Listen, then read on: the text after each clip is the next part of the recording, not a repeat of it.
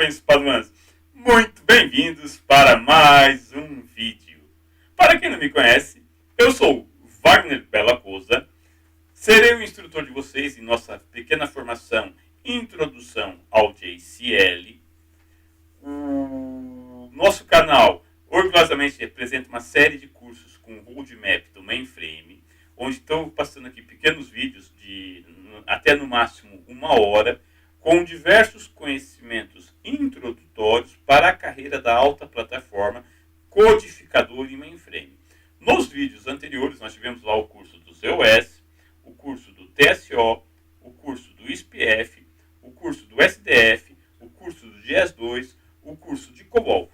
Se você não viu esses outros vídeos, recomendo a procurar a playlist Mainframe. Nessa playlist vamos ter uma série de shorts e, ao mesmo tempo desses shorts vídeos, vamos ter os cursos que são lá os vídeos mais longos. Dá uma olhadinha na duração. Aqueles cursos mais longos, vocês vão ver, tem lá um Tumblr News mais sofisticado, umas informações melhores. No curso de hoje, vocês vão entender como funciona o processo BET, o que é um JCL, para que serve um JCL, quais são os erros do JCL, um pouco da história da origem do JCL, um pouco das histórias de velhos CPDs cheirando a naftalina com seu anfitrião Wagner Bellacosa. Não vamos demorar muito aqui, nos prender muito nessa introdução, que o tempo é curto, temos aí muita informação para passar. Nos veremos daqui um pouquinho com o slide apresentando. Toda essa informação vai ser disponibilizada no canal do YouTube. Vamos ter artigos lá no nosso newsletter, Um Café com Bellacosa Mainframe, onde vocês vão ter um conhecimento mais teórico. São vídeos, artigos curtos, são no máximo 10 minutos de leitura, com conhecimentos mais aprofundados, com detalhes, com sintaxe de comando, erros comuns, erros menos comuns, que vale a pena dar uma lida para aprofundar mais esse conhecimento. Quem quiser, não é obrigatório, ao final dos cursos, normalmente eu disponibilizo um quiz. Esse quiz vai ter perguntas, uns com 30, outros com 40, outros com 50.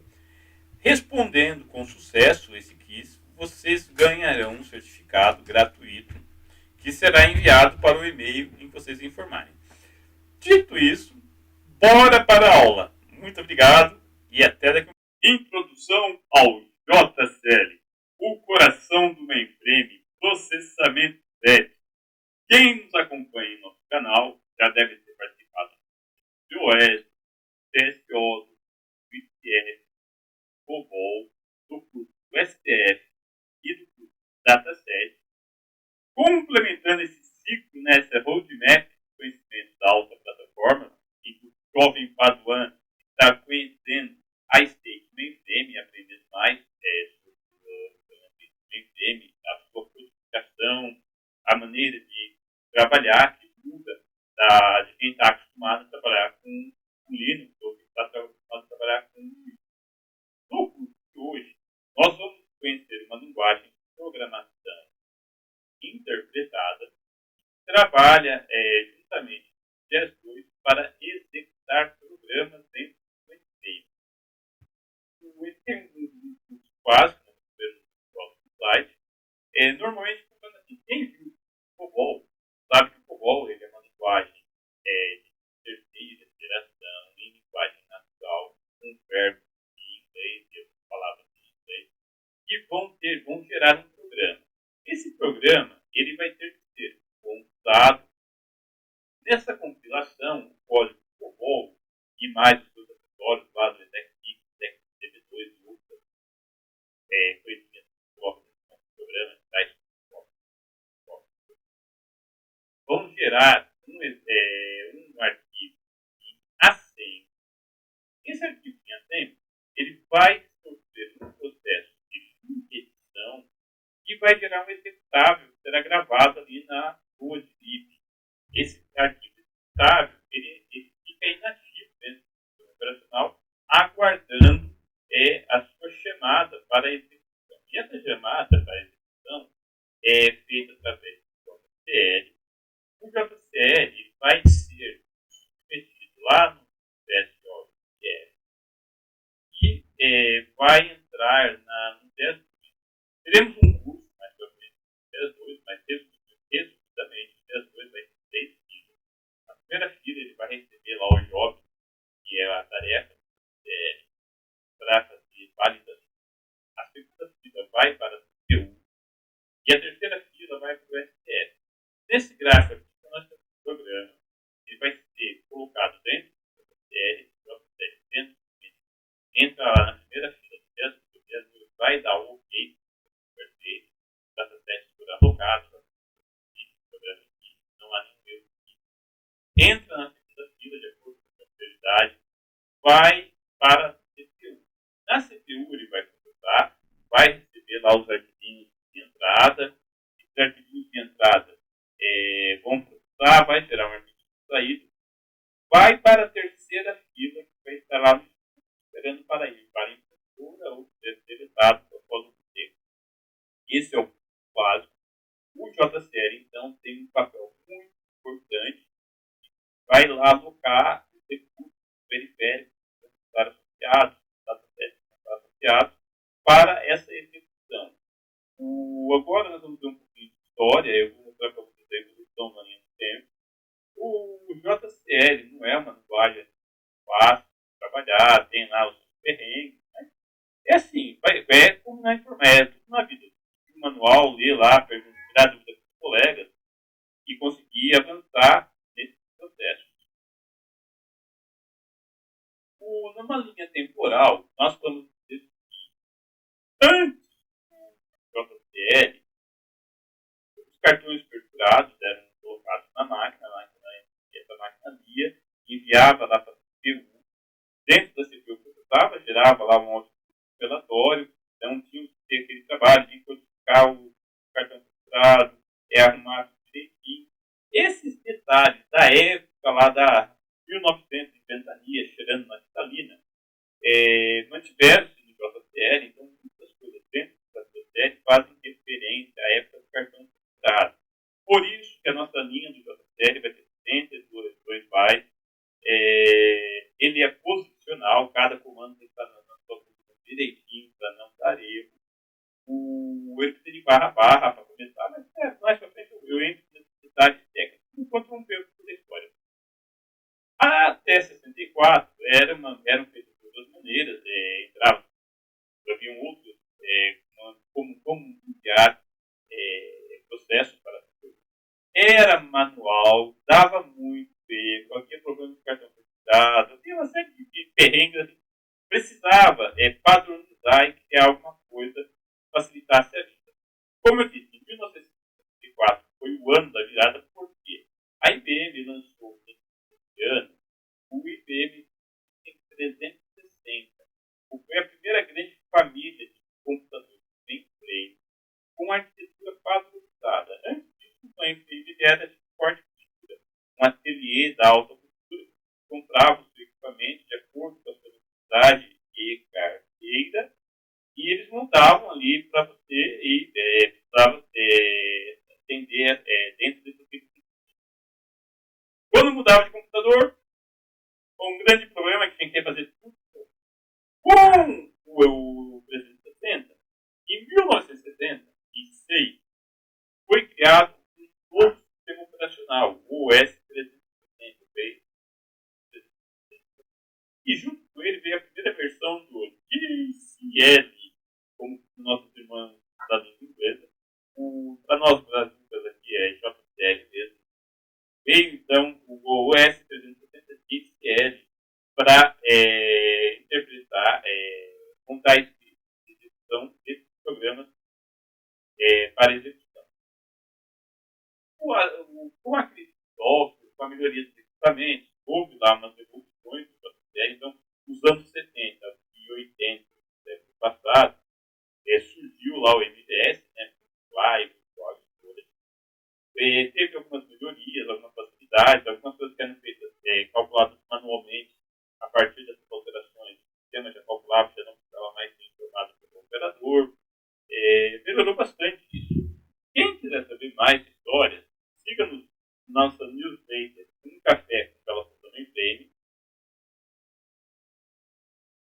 vocês vão conhecer mais detalhes técnicos, mais curiosidades, mais histórias, mais dicas, para enriquecer mais o seu trabalho e conhecer melhor o funcionamento do financeiro. Já na década de 90 e nos anos 2000, houve mais uma nova evolução do JCL. Essa evolução se consolidou, né, com o surgimento do DOS em 2002, 2004. Nessa evolução dos anos 90, a melhoria, houve uma grande melhoria que foi acreditar mais uma maneira de validar logicamente o JCL através de lógica condicional, ou seja, o famoso uso de tem, else, que permitia, então, colocar uma certa inteligência dentro dessa linguagem e fazer desvios. Esses desvios antes eram via com amarrados pelo critério. Dava um pouco, era trabalhoso, porque dificultava muito o processo de fazer coisas dentro do JCL.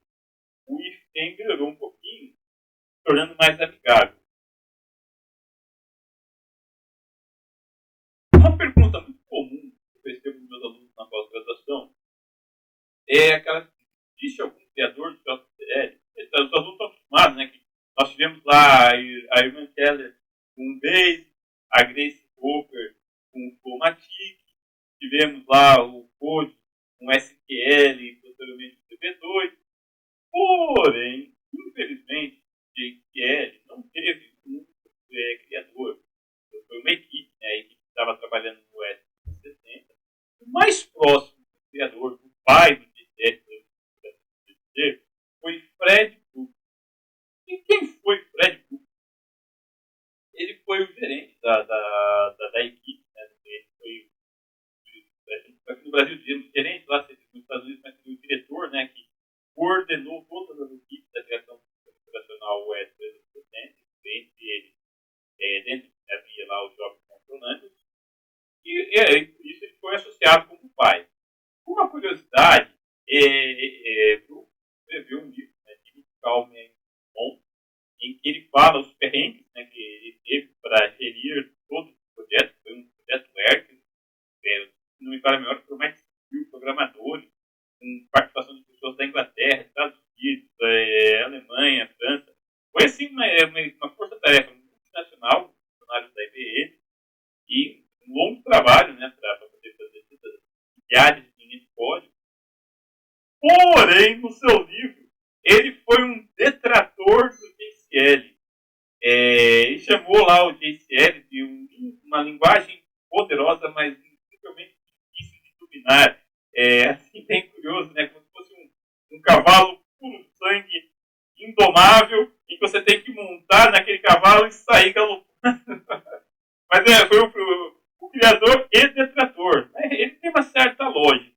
Assim, o JCL não é uma linguagem muito fácil de trabalhar, mas assim, precisa de treino. O que eu posso dizer para você, assim, relembrando, né, meus cortes na época em que eu ainda tinha cabelo, né, que agora me faltam, meus colegas brincam aí, que eu tenho pouca telha, aeroporto, aquelas brincadeiras normais de história, né? Até pergunto, na época que tinha cabelo, exatamente.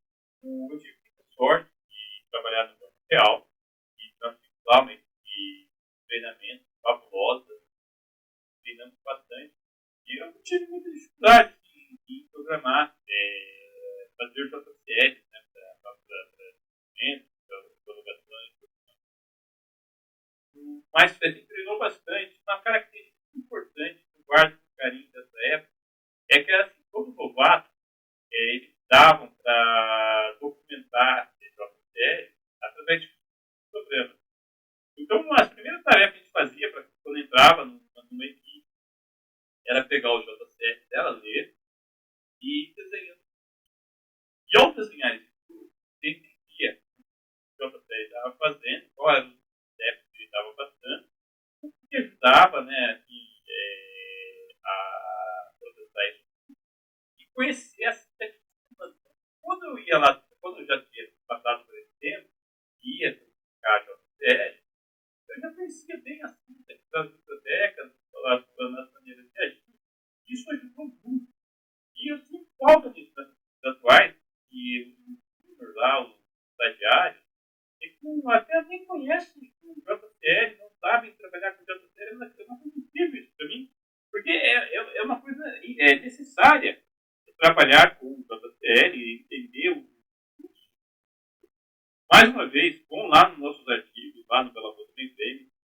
lá um artigo só sobre fluxograma. Há um outro diagrama de dados, vale a pena dar uma visita hoje, artigo pequeno, de leitura, mas com uma carga de conhecimento muito grande, não só para software legado, mas para ferramentas modernas. Alguém ia dizer assim, mas tem o ML. Beleza, tem o ML, mas o ML é para orientação a objetos. Não dá muito para se aplicar a mainframe. Mesmo para migrar ou para fazer downsize, size ou code size, vale a pena entender os programas e aprender essa linguagem. E aquela pergunta do milhão, por que o JVM nasceu assim? Simples. Elementar, meu caro Paduan. Porque você era do sistema BET da época. Precisava ter um script. No Windows nós temos o Shell.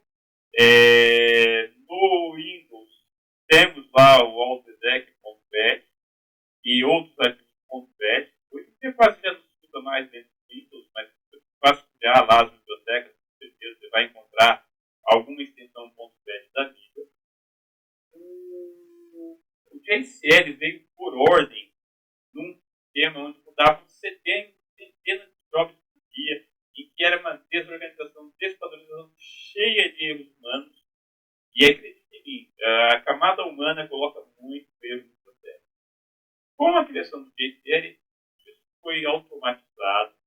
Juntamente com o JCL, surgiram ferramentas de já falei isso também lá no STF, como exemplo, nós temos o .m, o OPC, o IWS, que permite criar uma agenda e essa agenda startar automaticamente o job.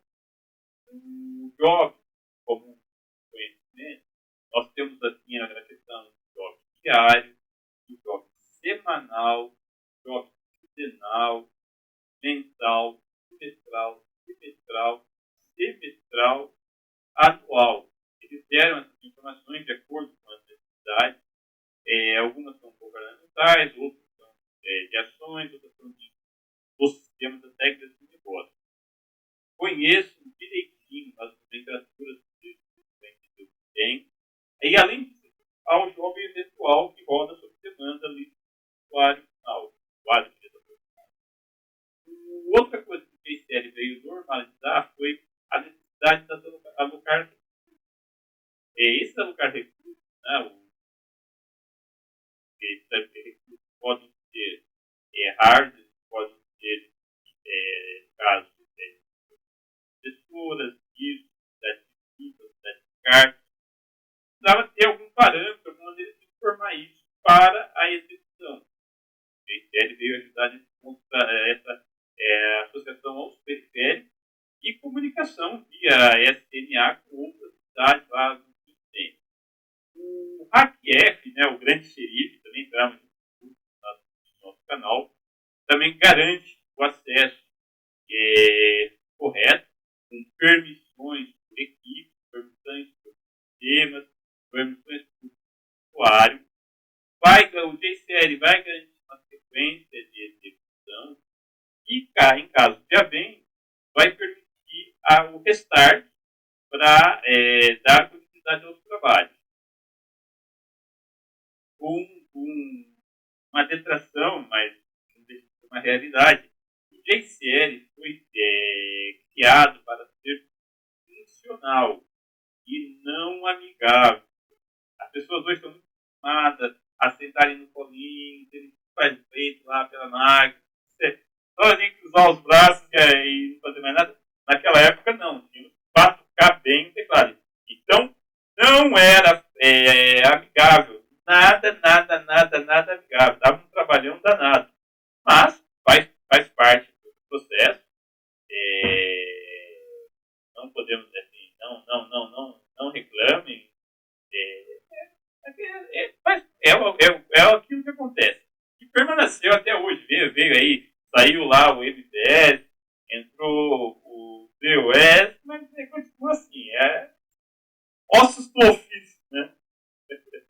Agora terminamos a parte da história, a parte da parte mais técnica. Vamos ver a parte mais técnica, como é que se escreve um JCL, como ele é composto, quais são os parâmetros. Bora lá. Entendendo o que é um JTL e seu papel no mainframe.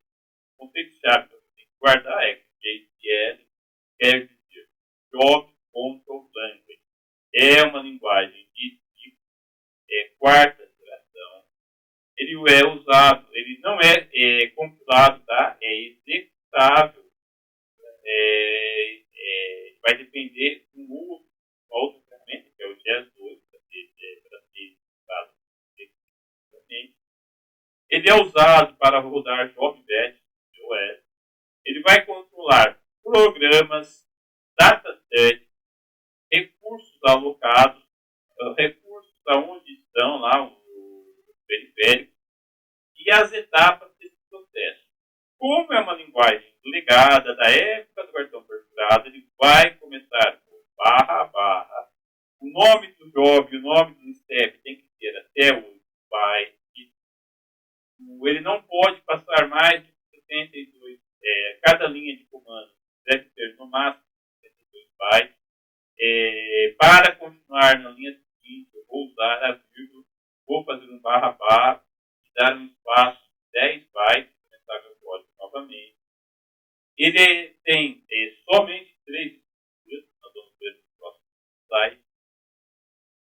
Essas 3 estruturas são chamadas de cartões em relação ao legado. O primeiro deles vai ser o cartão job. O segundo vai ser o cartão exec.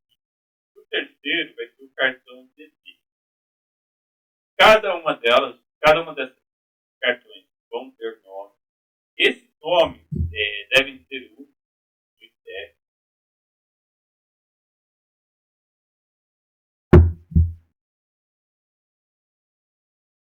Uma curiosidade, né, para enriquecer o conhecimento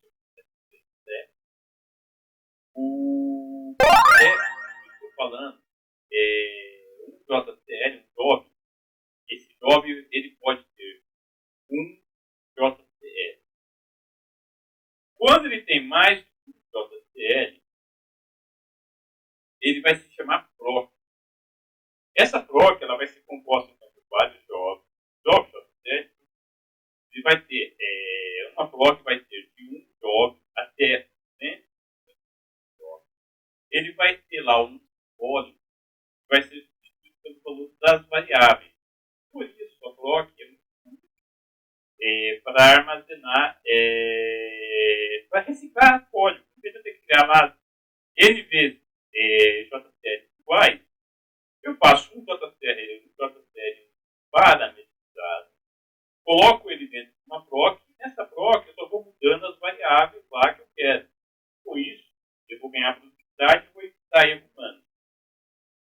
Um job, né, uma tarefa, ela é chamada de job. Esse job ele pode ter obrigatoriamente um step ou até 250 steps. Esses steps eles podem ser amarrados de ponto. E cada step ele vai ter obrigatoriamente um programa e 0 ou nenhum dataset. Vai depender da necessidade daquele que aquele programa faz.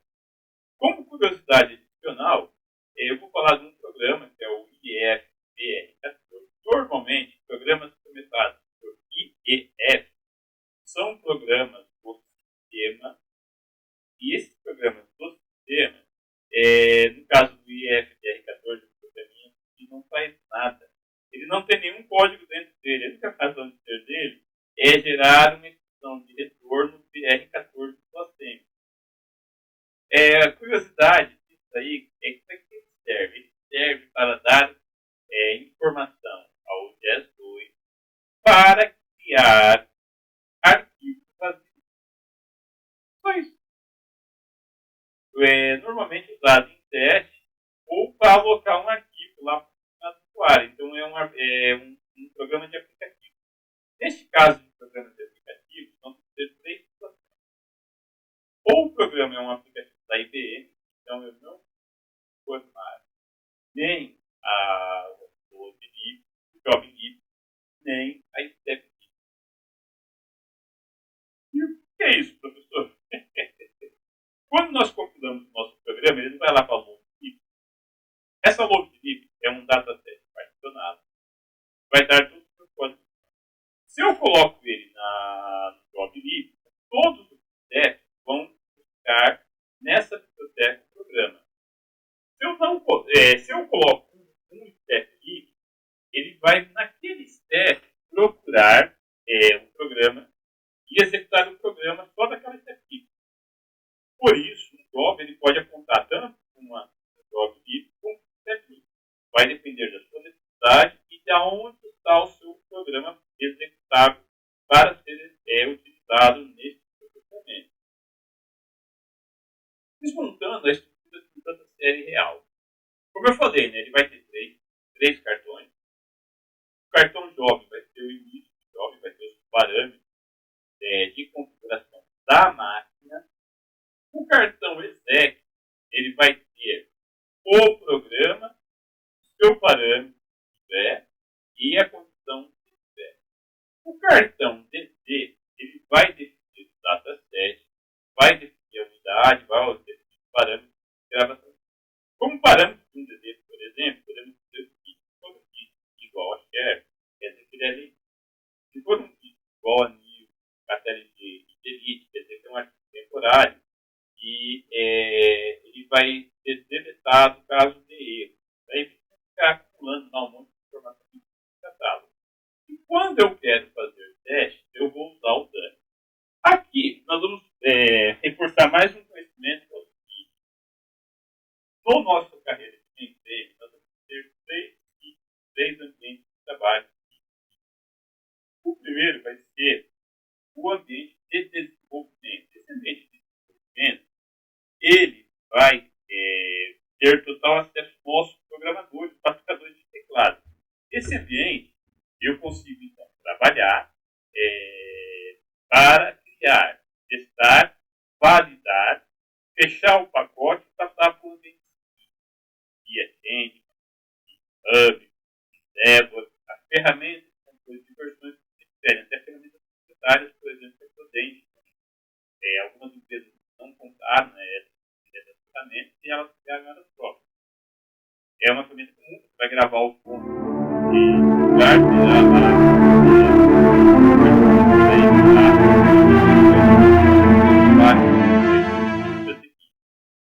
essa questão do ambiente, de desenvolvimento, de homologação, como eu disse, o professor é o dono de todo o documento. O analista de operação é o responsável pela homologação. Então, ele vai dar uma cliente, o job, criar os arquivos, dataset, e a produção, a analisação, vai acompanhar a execução do dia a dia de trabalho. Nosso papel sempre é testar o caminho feliz, todos durante a apresentação, deixando comentários dentro da série, dentro do programa, para dar apoio às equipes que estão no trabalho. Uns parâmetros essenciais cada cartão, seja jogo,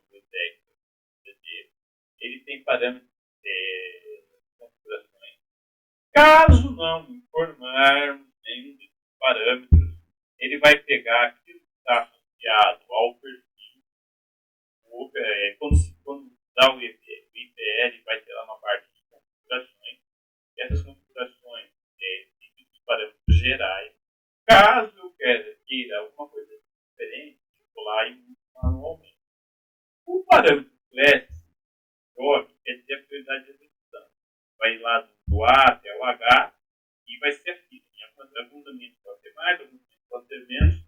Tem que perguntar lá para o analista líder para que ele forneça o enxoval, todas as informações, para que vocês possam criar lá os seus testes direitos. O MS Request, ele quer dizer para onde vai a saída. Vai ter vai ter pessoas, vai ter uma outra forma de acompanhar esse trabalho. O Notify, igual a e-comercial e aí, é muito importante na situação em que eu quero ser informado como servidor do processo. É muito moroso ficar lá no SDF,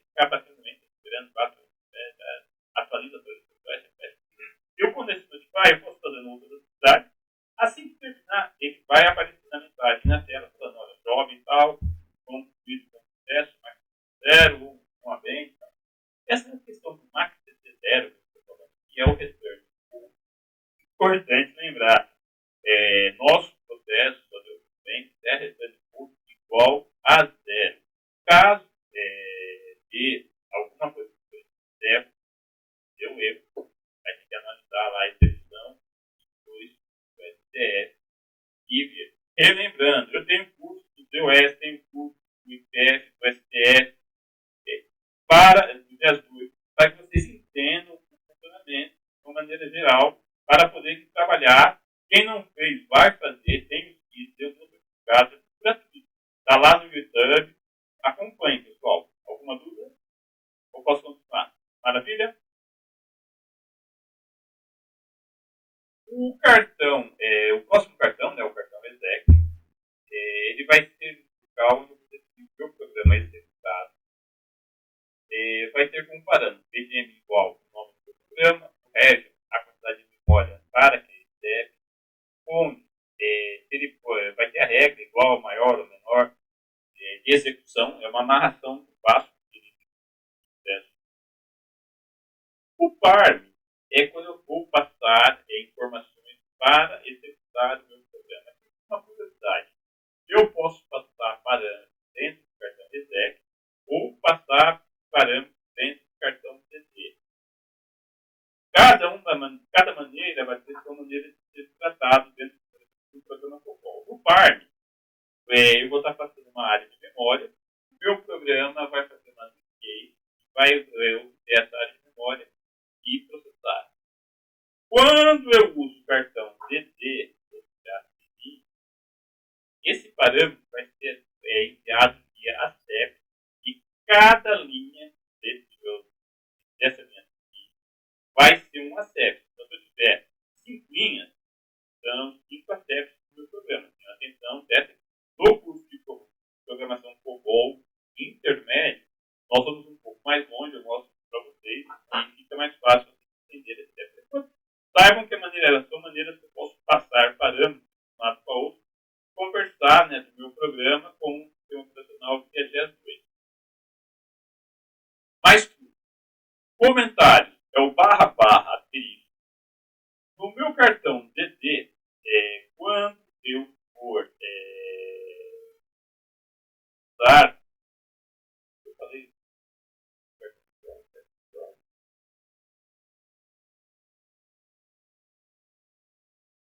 no cartão DD, eu vou estar dando o nome do meu programa, então, o meu dataset, pode ser de entrada ou de saída. Continuando, eu posso usar / asterisco para fazer comentário. Eu posso utilizar DD igual a dummy para fazer teste de nome. Por exemplo, teste de nome. Né? O meu programa COBOL, muitas vezes, eu preciso fazer um teste vazio. Em vez de eu ir lá e alocar um arquivo vazio ou gravar um arquivo vazio, eu vou lá e coloco o DD como dummy. E o meu programa vai tratar com esse processamento vazio, sem surpresa, vai me permitir trabalhar aqui com modo de teste para fazer caminhos felizes, caminhos tenebrosos e testar realmente. Não confie no achômetro. Façam testes para garantir. Outra coisa importante é assim, toda vez que o seu programa estiver tratando com entidades externas, valide o return code dentro do seu programa para não ter surpresas desagradáveis, tá, pessoal? Na nossa profissão, o teste é muito importante. Sem teste, vai a lado. E às vezes, nossa memória não entrega peça. Igual, por exemplo, se eu tenho uma dúvida, eu mostrei o slide do CD ou não. Eu preciso voltar e fazer essa validação para garantir o sucesso da nossa jornada. Outra coisa importante, eu posso amarrar meu cartão DD, meu cartão ESEC via conta. Mas também eu posso usar o Waze sem ELSE, que é uma maneira mais moderna de fazer essa amarração lógica. Por isso, vai depender da sua necessidade, daquilo que você tem que controlar. Deixa eu só agora procurar o cartão DD, que teve um cartão DD, cartão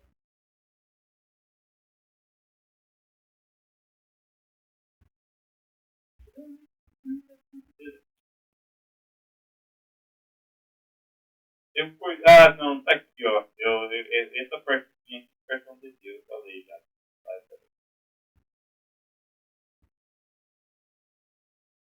Eu deveria ter feito um slide todo o CD, mas é, é aquela parte do disco, igual a share, com saída, tranquilo. Foi só, eu agreguei tudo no slide. Uma coisa importante que a gente tem que saber também é analisar os erros. Aqui eu vou fazer mais um spoiler, vou falar mais uma vez do meu cafezinho. É o seguinte, eu tenho um arquivo só de erros para JCL, um outro arquivo só de erros para o COBOL, um outro arquivo só de erros para o COBOL velho. Nesse exemplo, nesse slide, eu vou falar apenas de 4 erros de JCL. Tem muito mais. No manual da IBM, vocês vão achar centenas lá. E assim, muitos daqueles erros eu nunca tive na vida. São erros específicos. Esses 4 errinhos que eu coloquei aqui são os mais comuns. O principal deles, o JCL erro, é ter o problema de síntese do JCL. Pode ser um nome errado, pode ser um parâmetro errado, um parâmetro perdido. Vale a pena ver lá no STF e ver está errado. Corrige, não tem que mexer com problema. O SP37 quer dizer que o seu disco cheio. Neste caso, aí é um problema de operação. O operador tem que ir lá e limpar o manualmente, através de apagar arquivo, mover arquivos para pista, fazer algum outro processo, apontar com outro disco e essas coisas, mais da parte da operação. O S806 é um programa do nosso lado. Quer dizer que eu errei o nome do programa, ou a hora que eu computei o programa, comprei o nome errado, ele não encontrou o programa. É um ambiente comum.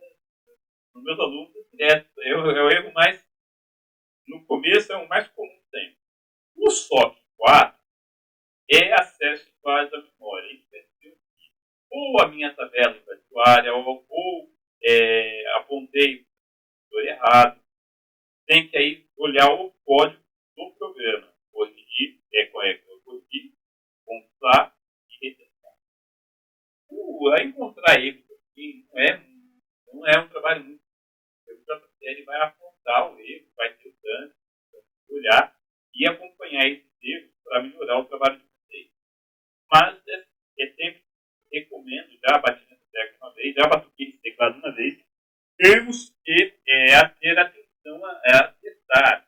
Não passar código fonte de um lado para o outro, lá os executáveis de um lado para o outro, sem garantir o teste básico e as existências. Nunca deixe a ficha apontada por você. Se você não fizer a lição de casa, não testar os programas, vai dar resultado para vocês. Vocês vão ter complicações aí com a equipe, vão levar bronca, vão ter. É chato. A dele não vai correr bem, vocês vão ter lá impedimento. Uma dica importante, né, que eu daria para eu, é que nós vamos lá no GES 2, lá dentro do STF, procurar informações. Uma coisa curiosa, assim, um pouco legado, vai aparecer o RASP 376, RASP VSI.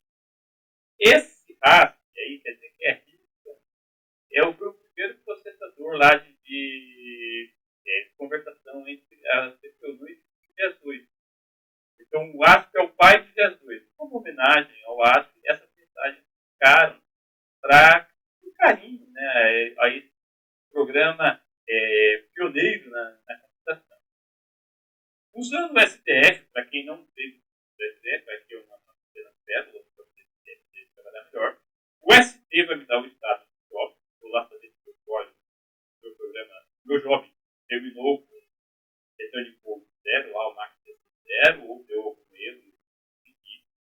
Quando eu faço a seleção do job, vai me trazer todas as mensagens grandes. Para ganhar tempo, posso usar o comando interrogação na frente do job. E ele vai me mostrar uma página intermediária com todos os steps que teve na execução. E aí eu posso escolher dentro dos steps quais é que eu quero olhar, facilitando muito o meu trabalho.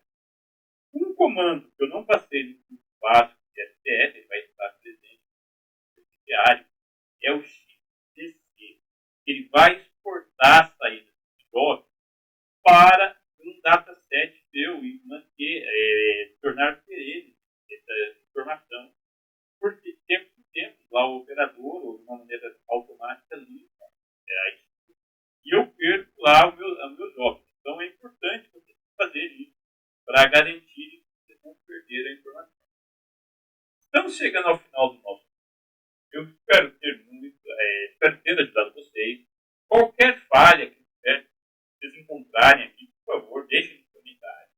Se gostaram desse vídeo, deixem um joinha, comente, compartilhe. Mas não vou embora ainda, porque temos mais um slide para apresentar. Nesse slide, eu vou mostrar para vocês um cartão job completo, para vocês verem como que ele erra. Coluna, barra, para vocês terem uma ideia de como é um JCL em função. Aqui estamos. Nós temos aqui esse cartão job. Esse job chama COB job. Ele vai ter como parâmetro constante de 234 parente. Depois ele vai ter lá, entre literal, entre aspas, COB 001. É um outro parâmetro de contabilidade para cobrar. Lembrando que cada job ele vai por um centro associado a. Depois disso, há um rateio e cada sistema vai pagar o conteúdo lá da mainframe de modo a garantir um uso racional. Nesse caso específico, a classe dele é a A.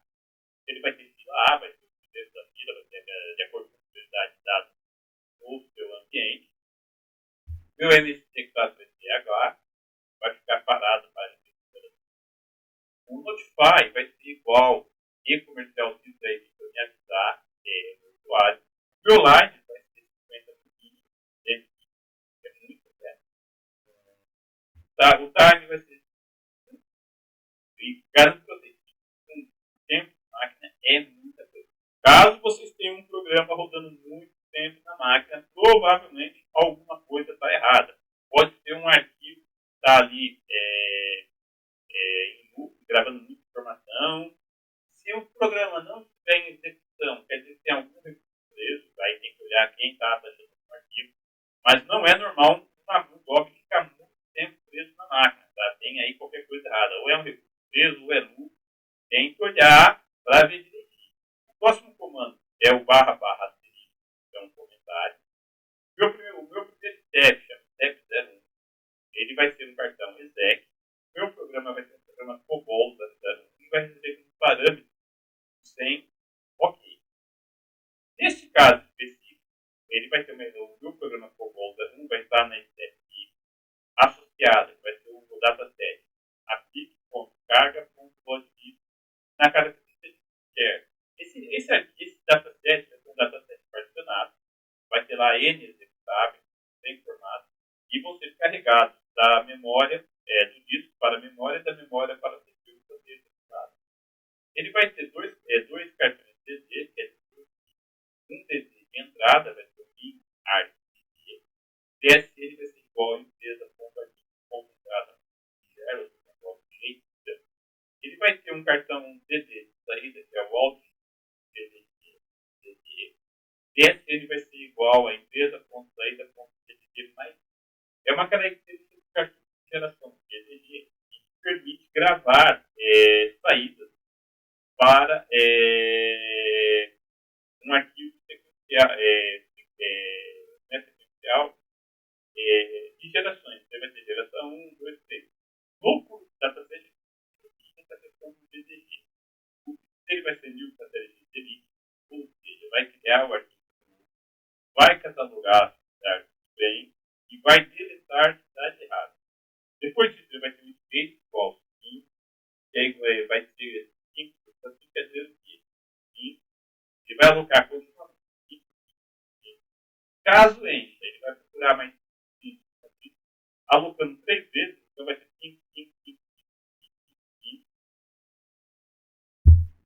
Depois você vai apertar para. E a minha unidade de armazenamento vai ser o IDA. Mais um comentário, né, barra barra. Aí eu vou ter uma sysout dd sysout e um outro dd chamado dd sysout os dois DDs iniciais vão gravar nas sysout todas as saídas, sejam mensagens do sistema, sejam de programa, vai ficar tudo ali dentro do STF para vocês trabalharem. Agora, tem o teste do milhão. Neste JTL, há um erro que algum de vocês quer se habilitar e falar para mim qual é o erro? Tem coragem aí? Vamos ver? Analisem meu JCL. Se não, copiem esse JCL, vão lá para o STF, copiem lá o seu datatest, e vai dar erro na linha. Vamos lá, vou esperar mais um pouquinho para vocês comentarem. Ninguém tem coragem? Então vamos lá. O erro está no cartão jovem. No cartão jovem, na segunda linha dele, né, vai ter um nativo. Quem submeteu esse jovem no STF vai constatar que vai ter uma mensagem dizendo erro na linha número 1. Então, o cartão jovem ele tem, apesar de fisicamente ter duas linhas, para o 02 ele precisa com um caminho. Então, cada barra vai ter até ele encontrar o asterisco, ele vai considerar como uma única linha. E nessa única linha dele, ele viu que tinha um time igual a vírgula, ele estava esperando mais algum comando, ou na sequência, ou na linha de baixo. E ele não encontrou. Deu erro de JTL. Mas isso aí foi a pegadinha do malandro, que esperava que vocês encontrassem, né? Quem teve coragem de falar, mas belezinha. Com isso, pessoal, nós terminamos nossa pequena jornada ao introdutório ao JTL. Mais uma vez, meu nome é Wagner Della Cruz. Agradeço a presença de todos. Em caso de dúvida, deixe comentário, deixe seu joinha, siga-nos no canal, siga-nos no vídeo, assine a nossa newsletter, um café Bela Coisa Bem Feita, sempre com artigos novos, uma vez por semana. Vale a pena lá ler, comprar, conhecer lá na nossa biblioteca. Muito obrigado. Nos encontramos no próximo. Há um quiz para ser respondido. Quem quiser responder vai ganhar um certificado gratuito. 4 horas de duração. Tanto para responder as perguntas. Muito obrigado. Tchau, pessoal. Valeu. Nos vemos